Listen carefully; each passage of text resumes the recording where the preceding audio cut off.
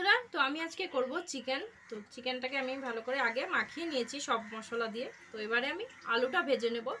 তো দিয়ে দিলাম কড়াইতে রিফাইন্ড তেল। তো এই যে এখানে আমি চিকেনটা কিন্তু সব কিছু মশলা দিয়ে বা একটু টক দই দিয়ে তো মাখিয়ে নিয়েছি। আর রসুনটাও পেস্ট করিনি আজকে। তো রসুনটাও আমি থেতো করে উপর থেকে দিয়ে দিয়েছি, এটা আর মাখাইনি। তো এটা আবারও ঢাকা দিয়ে রাখছি আলুটা ভাজা অবধি।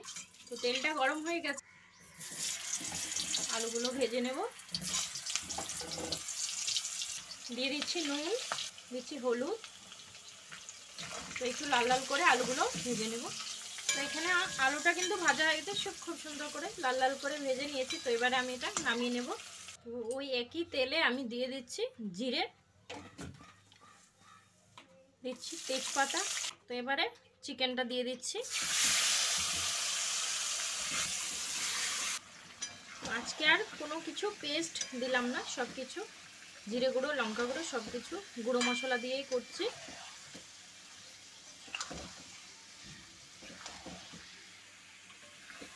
এখন আমি আর ঢাকা দেবো না, ঢাকা দিলে অতিরিক্ত জল বেরোবে, তার জন্য আর ঢাকা দেবো না। এইভাবেই কিছুক্ষণ রান্না করে নিব।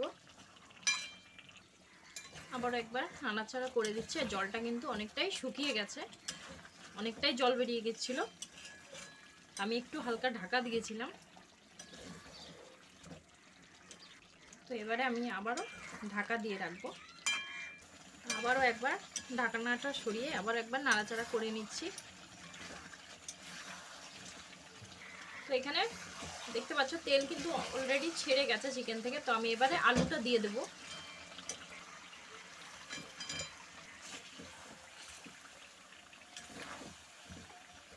আবারও একবার ঢাকা দিয়ে রাখবো যাতে আলুটা পুরোপুরি সেদ্ধ হয়ে যায়।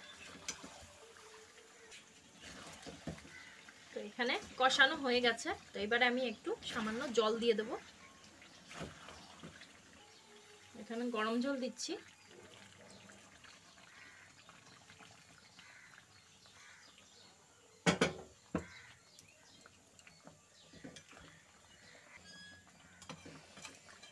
তো আলুটাও সেদ্ধ হয়ে গেছে, আর কিছুক্ষণ ফুটিয়ে গরম মশলা দিয়ে নামিয়ে নেব। এখানে দিয়ে দিচ্ছি আমি গরম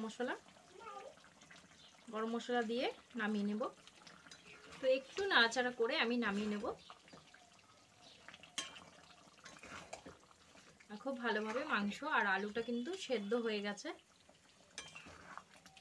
তো এই যে এখানে চিকেনটা আমি নামিয়ে নিয়েছি। তো দেখতে পাচ্ছ অতিরিক্ত ঝোলও দেয়নি, একদম কষাও না।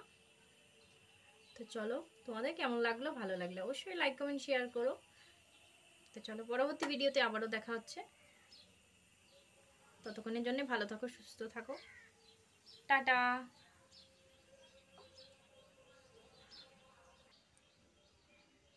তো আজকে করছি চিকেন। তো চিকেনটা কি করে করলাম, খুবই কম মশলায় রান্না করলাম।